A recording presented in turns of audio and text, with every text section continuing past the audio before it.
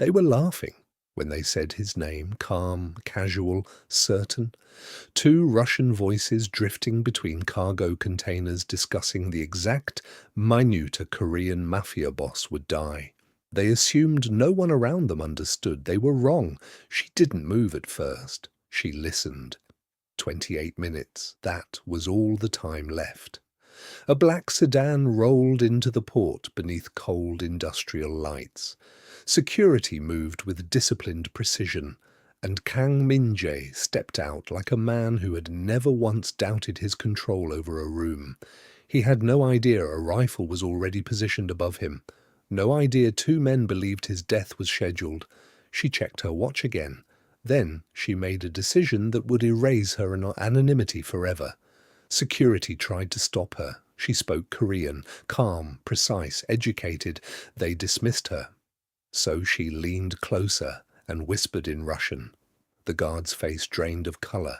Moments later, she stood inside a private office overlooking the port, floor-to-ceiling glass, city lights behind him, silence between them. She delivered the warning in Russian first, then translated. 12 minutes. No panic, no drama, just information. Min-jae switched languages mid-sentence, testing her. She didn't hesitate. His eyes changed. Security repositioned quietly. No alarms, no chaos. A sniper was intercepted before the trigger tightened. The Russian team vanished into the night, professional, efficient, untraceable. Back in the office, he studied her like a variable he hadn't accounted for. How did you know? They assumed no one could understand them. He asked how she learned Russian. She gave him a partial truth about growing up near Lagos ports where languages mixed with salt air and cargo ships. Not the whole story. Not yet. By morning, her background had already been dissected. Clean record, advanced linguistics degree, no visible ties to crime. Too clean. Across the city, in a concrete warehouse lit by a single bulb, Sergei Volkov learned the assassination had failed. Someone had spoken. Someone had listened. Someone had interfered. He ordered an internal sweep. Back in Seoul, Min-jae offered her protection, framed as gratitude, structured like surveillance. She understood the difference. If you were in her position, would you have walked away, or would you have stepped closer to the fire? She accepted. The residence was secure, monitored, controlled. Protection can feel a lot like a cage. While reviewing shipment logs quietly, without permission, she noticed something else. An anomaly. Russian-linked cargo moving through blind grid points in the port system. The assassination had been a distraction. The real objective was infrastructure, control, expansion. When she left the documents on his desk, highlighted and wordless, he understood immediately. This was bigger than an attempt on his life. This was war. In the next strategy meeting, Senior Lieutenant spoke confidently. She waited. Then she explained the port's blind spot in flawless Russian. The room went silent. Min-jae dismissed a veteran advisor mid-sentence. Kept her. Resentment ignited instantly. That night, she called her sister back in Nigeria. I'm fine. She wasn't. In another warehouse, Sergei received a report. A woman spoke Russian at the port. He didn't shout. He smiled. Curiosity is more dangerous than anger. Later, alone in the office overlooking Seoul, Min-jae asked her one final question. Why warn me? Because chaos spreads. He held her gaze longer than necessary. You are either my greatest advantage or my greatest risk. She didn't look away. And somewhere far from Seoul a new order was given. Find the African woman. Visibility had found her. And once the underworld learns your name, it never forgets. This is only the beginning. Who told you? There was no gratitude in his voice. No acknowledgement that she had saved his life. just a question sharpened like a blade. She stood across from him in the high-rise office, soul glowing behind glass. "No one told me," she explained again. The Russian conversation, the timeline, the crane tower. He watched her carefully, not for lies, but for hesitation. He found none. That made her more dangerous. By morning, every senior lieutenant sat at a long, dark table under cold lighting. Phones were confiscated, conversations recorded, loyalty audited. No one liked being suspected, especially not because of her. Across the city, inside a concrete warehouse lit by a single hanging bulb, Sergei Volkov adjusted his strategy. Assassination had failed. Now he would destabilize instead. 3 cargo vessels rerouted overnight, contracts delayed, financial tremors sent quietly through Minjai's corporate front. No blood, just pressure. When the numbers appeared on the boardroom screen, tension tightened the room. It looked like weakness, and weakness spreads faster than fear. She studied the rerouting codes long after the others left. The patterns were deliberate, not sabotage, psychological warfare. She approached him without invitation. "They're not trying to kill you anymore," she said calmly. "They're trying to make you look weak." The room shifted. One lieutenant challenged her interpretation openly. She didn't raise her voice. She dismantled his argument with facts, data, timing, language markers. Minjay said nothing while she spoke. When the silence settled, it belonged to her. For the first time, she wasn't just the woman who overheard something. She was a strategist. He dismissed the others, kept her.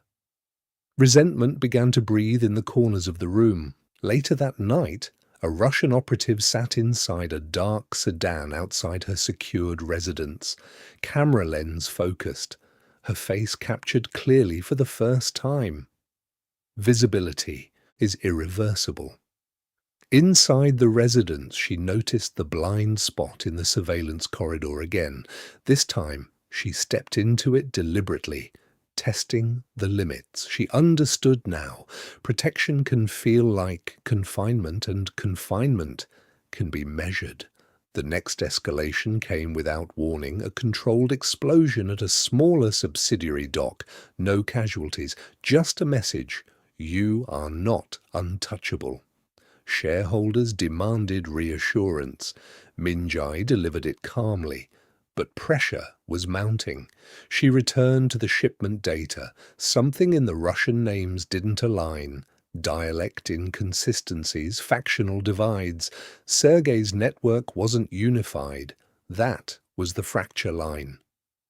"If we feed misinformation to one faction," she explained, "they'll begin distrusting each other." It was risky. If discovered, retaliation would escalate.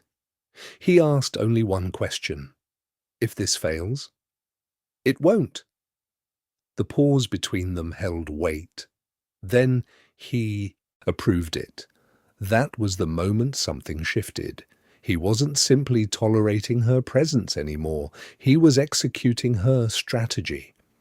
Across the water, confusion spread through Russian channels. Conflicting intelligence reports, delayed confirmations, subtle mistrust. Sergei sensed interference he didn't yet know from where. Back in Seoul, financial losses began stabilizing. Board confidence returned, quietly, strategically. In private, he told her something simple. "You were right. It wasn't praise, it was recognition. But recognition in his world meant power." She asked him something in return.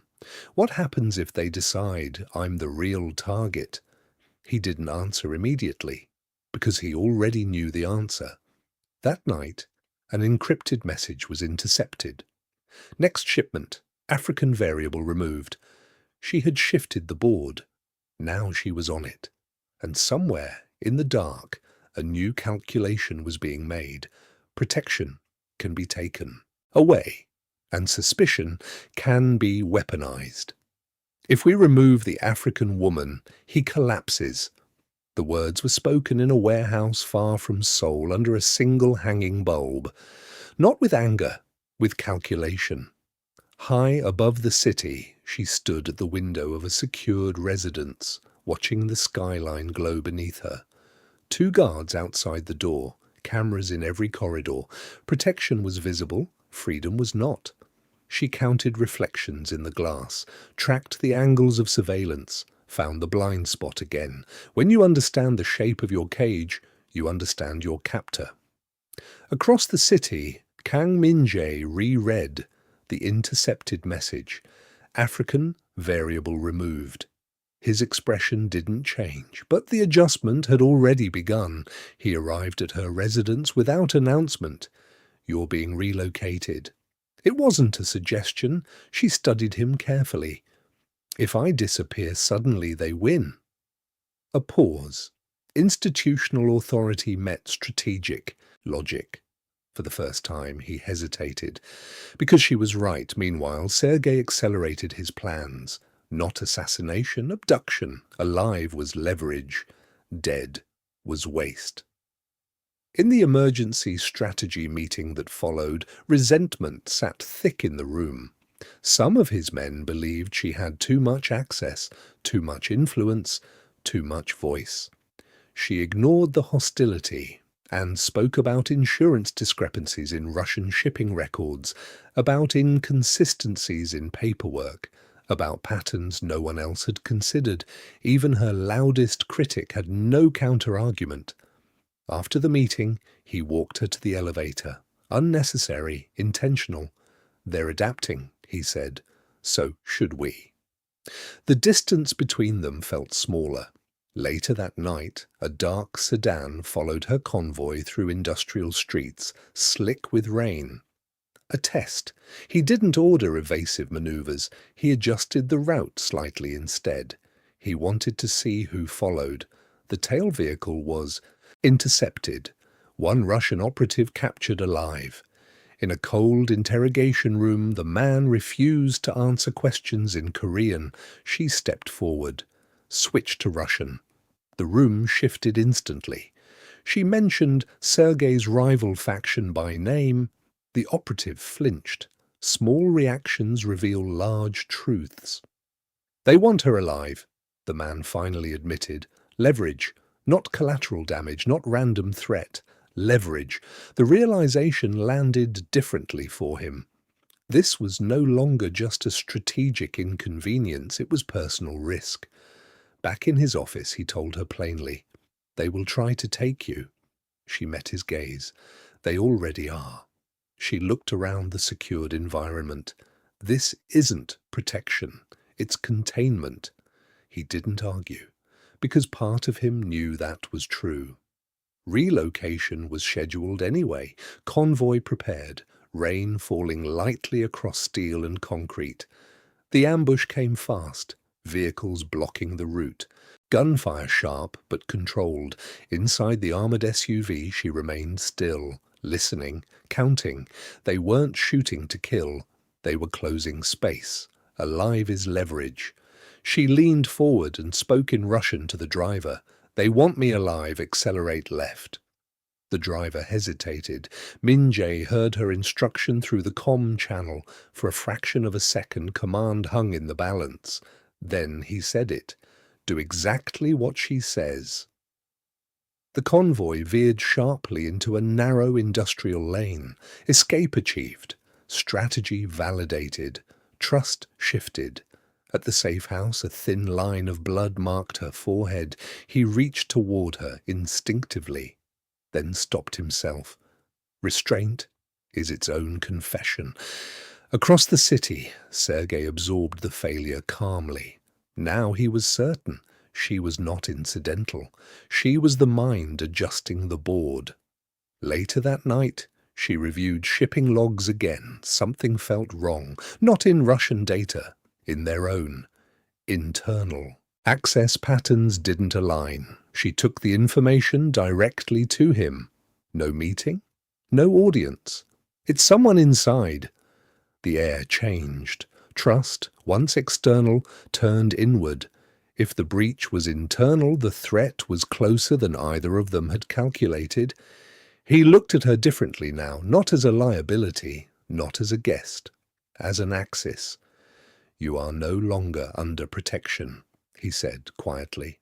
A pause that could mean anything. "You are under my command." Outside the room, suspicion began spreading through his organization like a slow-moving fracture.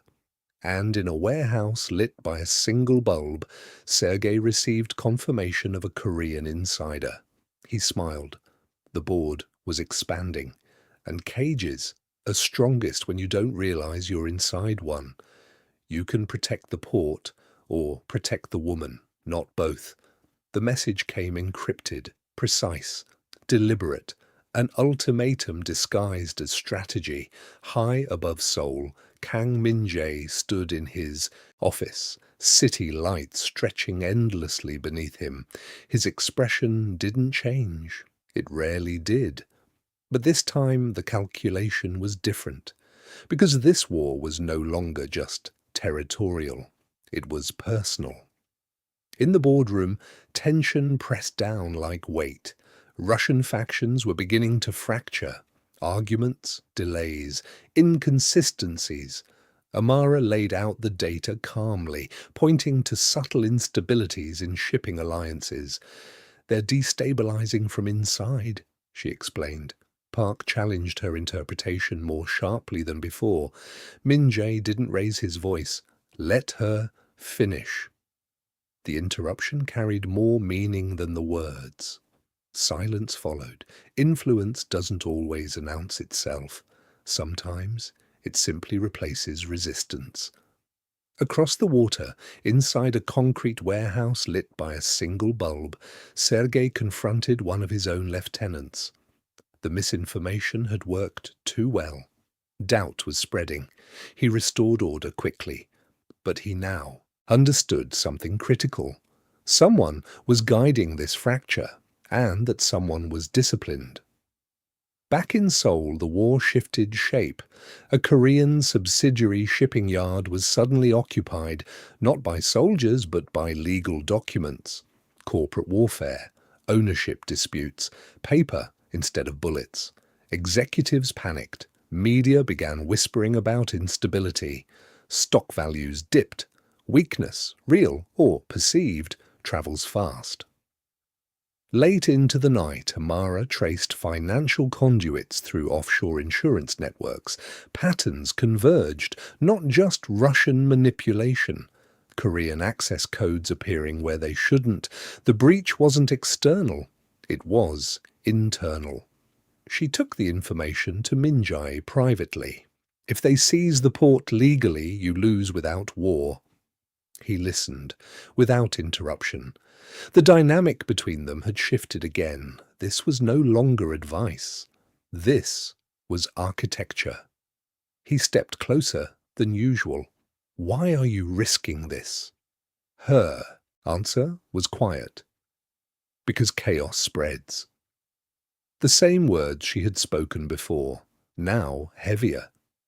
Elsewhere, Park accelerated his own moves, encrypted schedules forwarded quietly, coordinates shared, betting on an outcome he believed inevitable. Meanwhile, the media narrative worsened. Headlines hinted at Korean instability. Confidence wavered. The board began calculating survival. Amara proposed something bold. Expose the Russian internal fracture publicly. Leak documentation that would force their factions into open distrust. It was dangerous. If traced, retaliation would escalate instantly. Min-jae considered the risk, then said simply, "Prepare it." That was the moment the balance shifted. He wasn't just defending anymore, he was executing her offensive. When the documents surfaced anonymously on international shipping forums, the reaction was immediate. Russian alliances fractured publicly. Insurance partners hesitated, capital retreated. Inside the warehouse, Sergei's authority was challenged openly. He restored control, but at cost. Now he was certain. This was not luck. This was design. Back in Seoul, a Korean executive was briefly kidnapped and released unharmed. A message. We can escalate. Inside Min Jae's organization, whispers grew louder. Some believed removing her would stabilize the board. Park watched everything quietly, waiting. One evening, in a private dining room overlooking the city, Min Jae asked her something he hadn't before. Do you trust me? The question lingered longer than either expected. I trust outcomes, she said. It wasn't rejection, it was clarity. She trusted strategy. She trusted results. People were variables. He respected that answer more than reassurance. When the leaked fracture fully unraveled Russian leverage, the port seizure attempt collapsed. Legally, publicly. Min Jae retained control, but everyone knew whose strategy had forced the reversal. Power, once singular, now moved in tandem, aligned. In his office later that night, he looked at her and said quietly, "They will escalate again." Her response was steady. "So will we." Somewhere far from Seoul, Sergei reviewed new intelligence. Korean insider confirmed. He studied the name attached, Park. The board was expanding, and the real war had only just begun. Rain blurred the port lights when the SUV was forced sideways between stacked cargo containers. Doors opened. Hands pulled her out. No screaming, no wasted motion, just breath. Controlled. When the vehicle door slammed shut again, her seat was empty. In Seoul, Kang Min-jae stood beside the open SUV. Rain touched his suit. A thin streak of blood marked the inside of the window. His expression did not fracture. It hardened. In a concrete warehouse lit by a single hanging bulb, she sat restrained to a metal chair. Sergei Volkov approached, slowly. "You caused inconvenience," he said, in Russian. She looked up at him. "I understand patterns." He circled her. "You think you understand war." Her voice stayed level. "I understand outcomes." Back in Seoul, tension thickened the boardroom air. Lieutenants demanded retaliation, immediate violence, public response. Min Jae refused. A life has value. He understood the play. This wasn't rage, it was leverage. Back in the warehouse, Sergei tested her fluency. He shifted dialect mid-sentence, introduced slang from a rival region.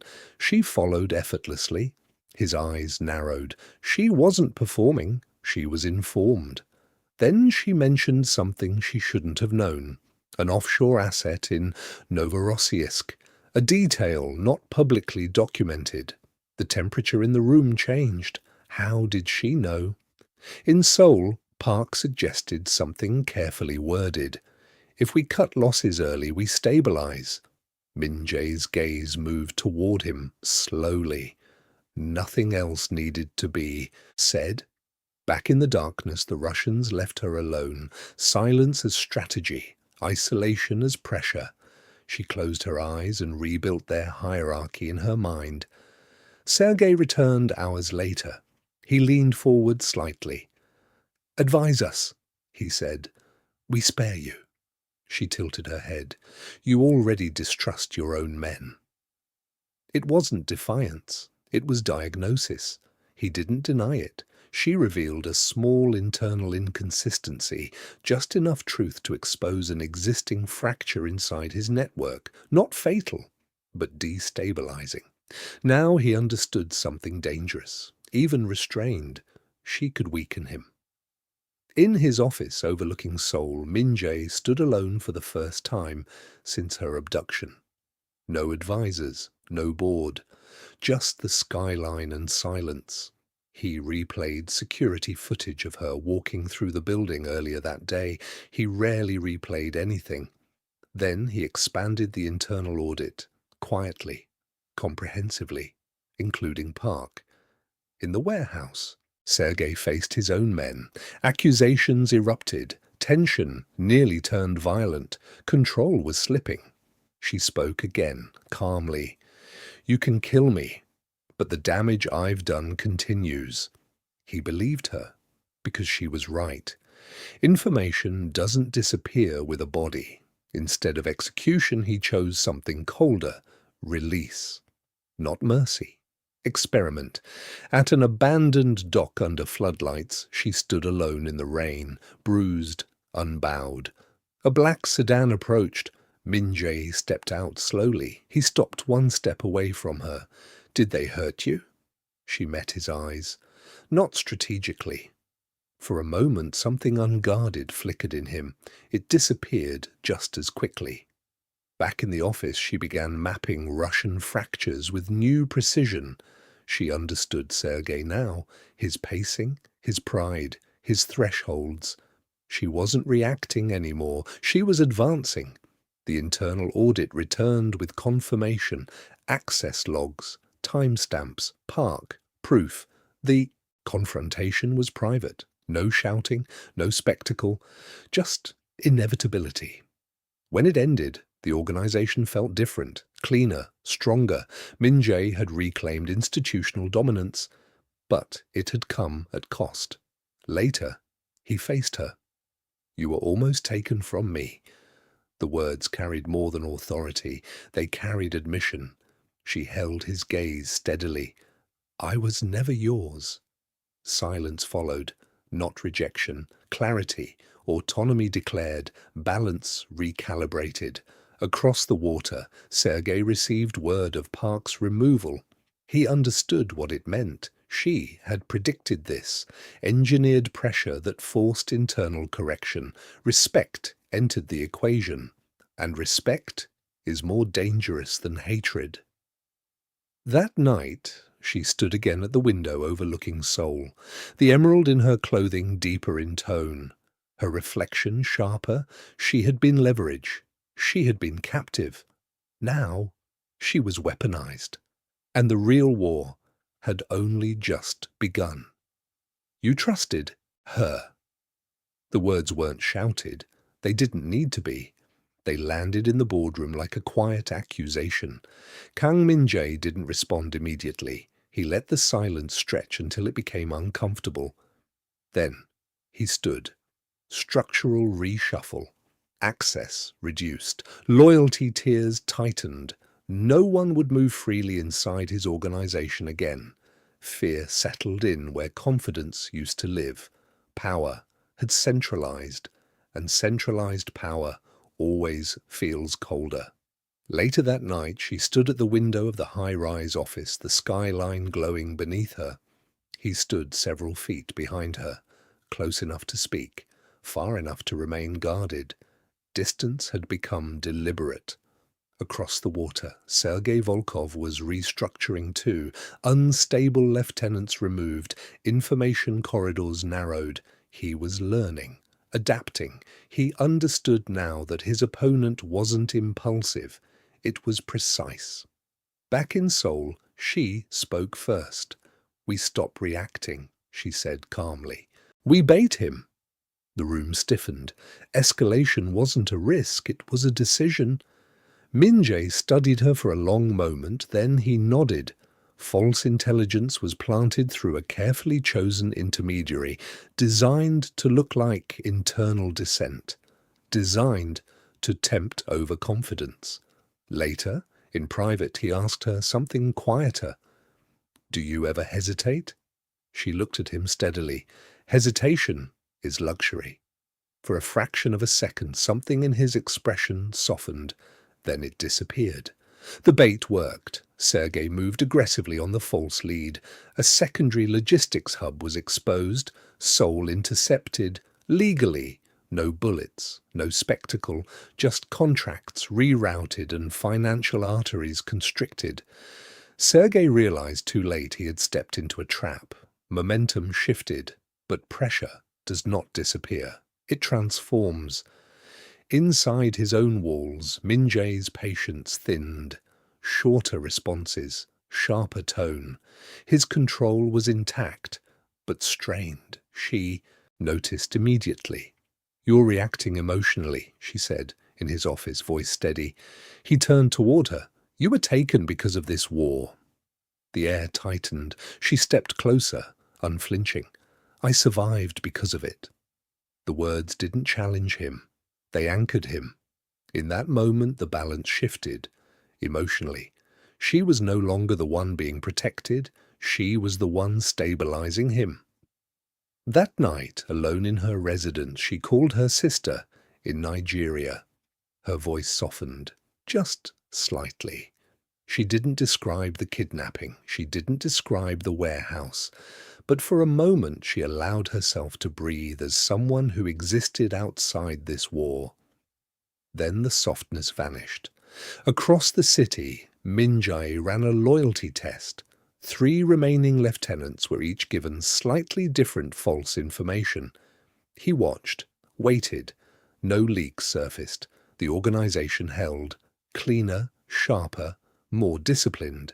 Institutional dominance. Restored, but reduced. Narrowed.